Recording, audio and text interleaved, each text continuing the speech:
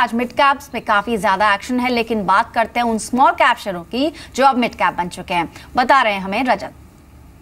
जी बिल्कुल, मुद्दा यह है कि काफी स्ट्रांगली एक्यूमुलेटेड स्टॉक्स हैं कुछ, जिससे उससे काफी स्ट्रांगली खरीदारी हुई कुछ स्टॉक्स में, जिसके चलते उनकी मार्केट कैप बहुत बढ़ गई और निवेशकों को तो फायदा हुआ ही, लेकिन प्रमोटर्स की चांदी हो गई इसी दौड़ में।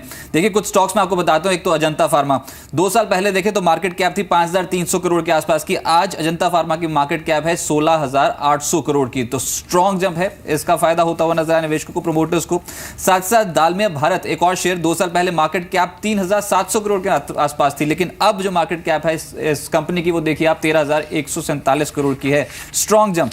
इसके अलावा मुथूट फाइनेंस, पिछले कुछ दिनों में तगड़ा इजाफा हो गया इसमें स्टॉक प्राइस पे। 2 साल पहले 6,900 करोड़ की मार्केट कैप की कंपनी आज 14,670 करोड़ की मार्केट कैप की कंपनी बन गई है। वेल्सपन इंडिया 2 साल पहले 2,194 करोड़ की मार्केट कैप की कंपनी, आज का मार्केट कैप है 10,720 करोड़ का। Significant jump. बाजार की तेजी का फायदा एलेंबिक फार्मा को भी मिला।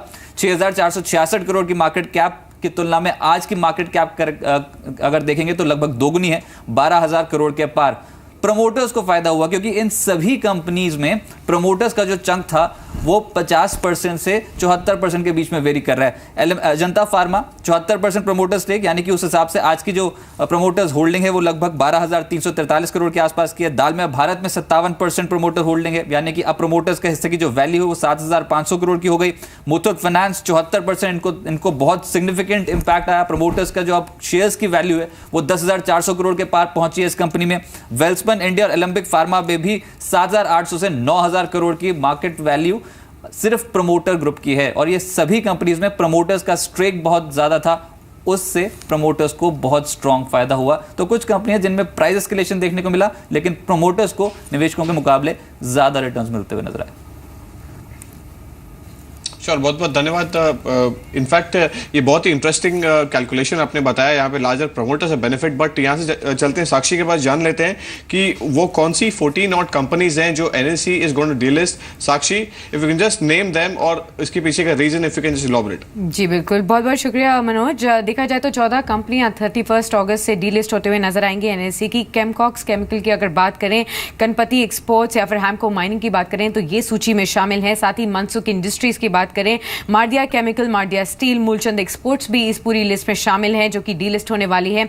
मोटोरोल, पाल प्योजर्ट और साथ ही पोनी शुगर्स भी जो कि ओडिशा की कंपनी है, ये भी बाहर होते हुए नजर आएंगी। साथ ही आप देखिए प्रोडिशनल कैपिटल मार्केट्स या फिर SIB इंडस्ट्रीज, SMZS केमिकल्स और वाइब्रेंट इन्वेस्टमेंट्स भी इस पूरी सूची में शामिल है। इन सभी को डीलिस्ट कराया जाएगा। आपको बता दें कि सभी जो कंपनीज है वो फिलहाल लिक्विडेशन के प्रोसेस में है, यानी कि ये माना जाए कि ये अपने जो बिजनेस है, रिस्पेक्टिव बिजनेसेस, उन्हें वाइंड अप करने के प्रोसेस में ऑलरेडी इनकी शुरुआत हो चुकी है। आपको याद होगा कि अप्रैल में इससे पहले 80 कंपनियों को भी डिलिस्ट करा था NSE ने, और फिलहाल देखा जाए तो सेबी ने आइडेंटिफाई की हैं 4000 और ऐसी कंपनियां जहां पर ऑलरेडी ट्रेडिंग सस्पेंड हो चुकी है और उसके बाद अब उनको डीलिस्ट कराना चाहिए, क्योंकि कहीं ना कहीं निवेशकों को नुकसान से बचाना ये एम है सेबी का। जी, तो 14 कंपनियां जो NSE से बाहर हैं, उनमें जैसे कि साक्षी ने बताया, रीजंस भी बताएं इसके पीछे क्या कारण रहा। 31 अगस्त को ये 14 की 14 कंपनियां डिलिस्ट रहेंगी। इसमें केमॉक्स केमिकल, गणपति एक्सपोर्ट्स, हैमको माइनिंग जैसी कुछ कंपनियां जो इस लिस्ट के अंदर हैं। शुक्रिया साक्षी बताने के लिए वो तमाम कंपनियां और इसके पीछे के कारण भी। लेकिन अब बात करते हैं कुछ ऐसे शेयरों की जिनसे आपको बचकर रहना चाहिए, यानी कि जहां तेजी तो दिखी लेकिन बगैर किसी फंडामेंटल के। अंचल हमारे साथ मौजूद है। अंचल बताइए आज कौन सा स्टॉक आपने चुना है?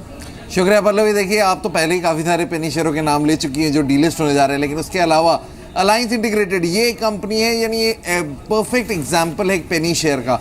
आपको पहले मैं शेयर की चाल दिखा देता हूँ, बीते 1 साल का चार्ट दिखाता हूँ। देखिए, ये अलायंस इंटीग्रेटेड का चार्ट है। इस शेयर में चाल शुरू हुई करीब 1 साल पहले। ये शेयर था 122 रुपये पे।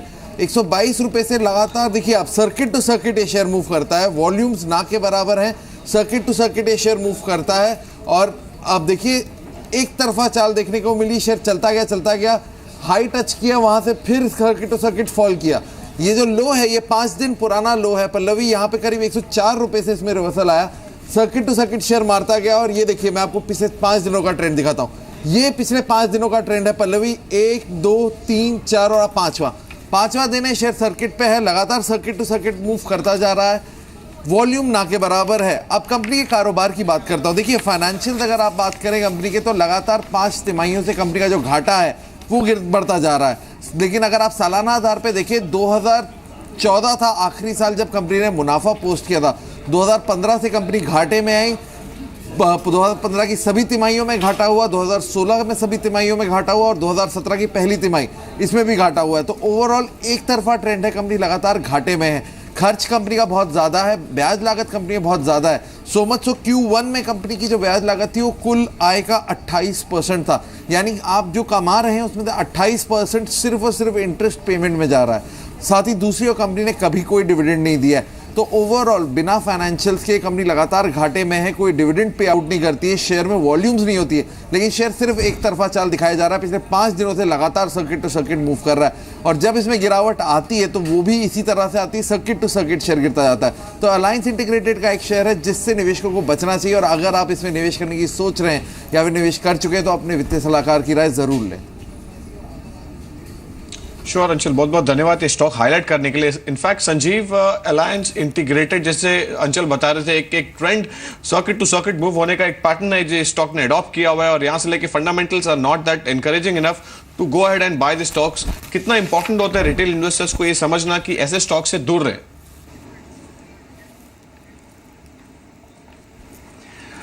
देखिए मनोज, ये काफ़ी इंपॉर्टेंट है एक रिटेल इन्वेस्टर को समझना कि ये ऐसे स्टॉक में ना फंसें जहां पर फंडामेंटल्स जीरो हैं। आप देखिए कंपनी लास्ट 5 क्वार्टर से लॉस पे लॉस रिपोर्ट कर रही है और what makes the stock circuit last 5, जैसा आपके सहयोगी ने बताया कि लास्ट 5 ट्रेडिंग सेशन में सर्किट पे सर्किट स्टॉक मार रहा है, तो इसके पीछे कोई फंडामेंटल सपोर्ट है नहीं। डिविडेंड कंपनी का जीरो है, डेट कंपनी का काफ़ी हाई है, आप टोटल इनकम में 28% आप इंटरेस्ट आपका आउटगो है। तो यहाँ पर लगता नहीं है कि इस कंपनी के शेयर प्राइस में ऐसा मूवमेंट दिखना चाहिए। तो मेरी इन्वेस्टरों को डेफिनेटली यहाँ पर रहा होगी कि अगर यहाँ पर ये निवेश किए हुए हैं तो जल्द से जल्द एग्जिट हो जाएं अगर इन्हें रूम मिलता है तो, क्योंकि यहाँ इस कंपनी में वॉल्यूम भी, मतलब इन सब कंपनी में वॉल्यूम काफ़ी कम होते हैं तो यहाँ पर निकलना भी मुश्किल हो जाएगा।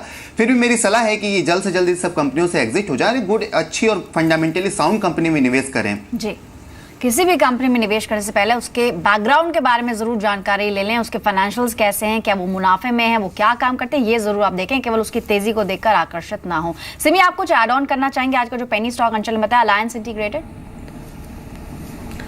देखिए चार्ट काफ़ी ख़तरनाक है और कोई वॉल्यूम भी नहीं है, कोई भी टेक्निकल सजेशन देना बहुत मुश्किल है।